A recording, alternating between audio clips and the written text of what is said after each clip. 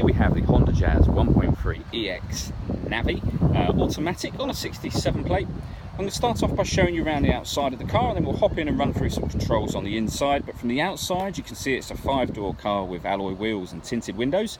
Let's start inside the boot and work our way around the rest of the car from there. Back of the car you'll see we have reversing sensors. This car's also got a reversing camera. Plenty of boot space as well, along with that 60-40 split folding rear seat. Okay, so we're just going to work our way back round to the front of the car, and then we'll hop in and run through some controls on the inside. But now that we've done a full circle of it, you can see it's in lovely condition the whole way round. Just briefly before we climb in, I think it's well worth seeing the interior from this exterior point of view. The seats are as good as new. There's plenty to run through on the dashboard, so let's hop in and we'll do that now. Okay, so now that we're inside the car, we're going to start with the dials. On the left-hand side, we have the rev counter. In the middle, we have the speedometer. And on the far right-hand side, you can see the total miles on this car are 5,450, and the fuel gauge appears directly below that. You can change information displayed above the total mileage by using buttons on the steering wheel for various different bits of fuel economy information. If we back out to the steering wheel, the buttons I was using just a moment ago are these ones on the right-hand side. On the left-hand side, we've got phone controls, including voice activation for the phone. So hit that button, ask it to dial any one of your contacts list, and it can do that for you without you having to take your phone from your bag or pocket. That is, of course, once you've paired up your phone, which is done on the central screen, and we'll come to that in just a second. We've got stereo controls on the left-hand side here, and then cruise control and speed limiter on the right-hand side. So the main touchscreen in the centre is where you would pair your phone, amongst other things. So you can see phone is done right there. We can go back to the home menu at any point in time from up here.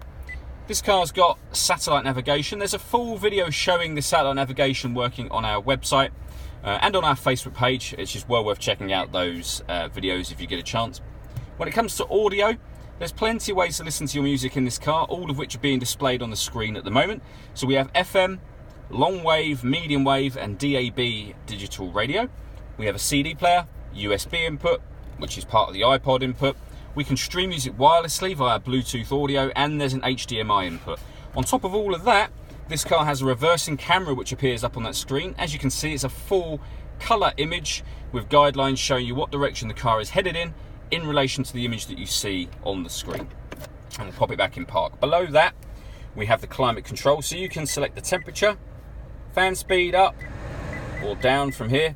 Hit that button to turn the air conditioning on. It's on and then off again just there. This will recirculate the air. That brings in fresh air from outside the car. This button will recirculate the air that's in the car, which is a great way of cooling it down quickly or heating it up quickly, depending on the temperature that you set, of course.